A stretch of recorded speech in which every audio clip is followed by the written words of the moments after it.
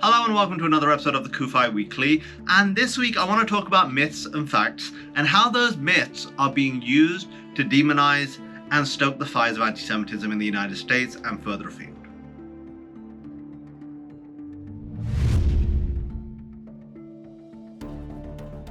What I mean by this is since October 7th and the horrific massacre by Hamas, we have seen a number of myths perpetuated throughout media, politicians, and all sorts of different facets. Of course, social media being one of the main catalysts for that. But these myths are being repeated so much, they're even reaching high officers of the United States, like the President of the United States.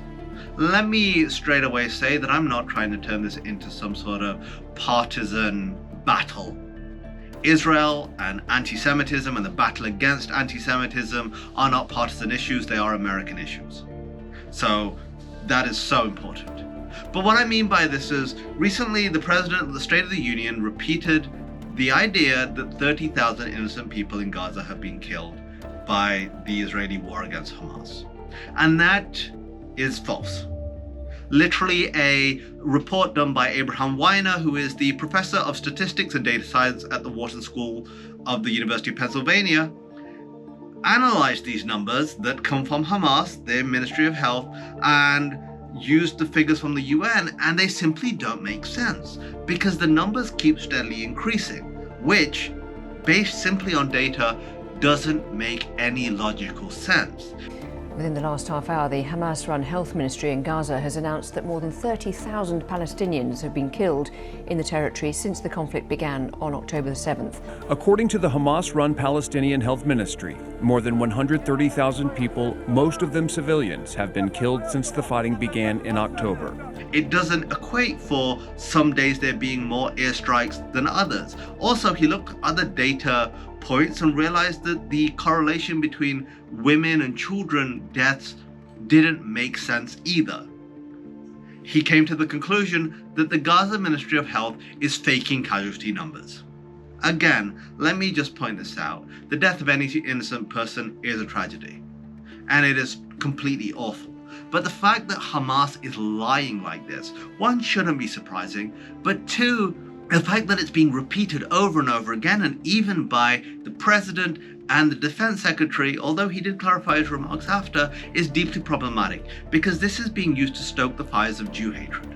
You have had people calling for a ceasefire, calling for Israel to stop its war with Hamas based on this fake number. Professor Weiner also looked at the casualty numbers, and as I previously mentioned, the idea that many women and children had been killed did not make sense to him based on the data available and the trajectory of numbers. And he believes that a greater number of Hamas terrorists has been killed than they're letting on. And look, these myths that are being repeated time and time again, we saw it at the Oscars. And look, I was not watching the Oscars. There are very few things I'd want to do less than watch the Oscars. But the statement made by Jonathan Glazer after winning his award about refuting his Jewishness and the Holocaust being used for violence and occupation and all these things, he was essentially blaming the Jewish state for defending itself. He was essentially claiming that because of Israel, the October 7th attacks happened, that Israelis were murdered, raped, and kidnapped because of their actions. Right now, we stand here as men who refute their Jewishness and the Holocaust being hijacked by an occupation which has led to conflict for so many innocent people. Whether the victims of October... Could you imagine anyone blaming the victim in that way? Yet this was applauded by people at the Oscars. Unsurprising. Look, the reality is, comments like that, false myths being propagated, the idea that Israel is an apartheid state, and all these ridiculous myths are adding to the demonization of Israel, which becomes the demonization of Jews and spikes anti-Semitism. And you can say to me that anti-Zionism is something separate, but the reality is it's not. When you deny the Jewish people a right to sovereignty in their own homeland, you are singling out one group, the Jewish people. Anytime there is a spike in so-called anti-Zionism, there is a spike in Jew hatred, be it on college campuses, be it in cities, wherever it manifests its ugly head. And we as Christians cannot remain silent. If you're a silent ally, you're no ally at all. That isn't courage, it's cowardice. You have an opportunity to draw a line in the sand and speak up. Will you speak up, or will you remain silent and for future generations to look back and ask what you did and you have no response? The time is now.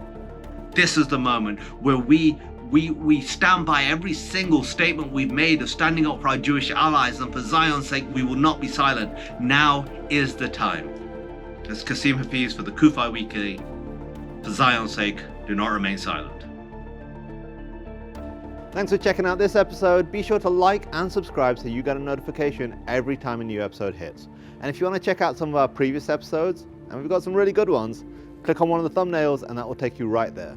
And finally, if you want to know more about CUFI and the work we do, go to cufi.org to check out all the resources we have available free to you.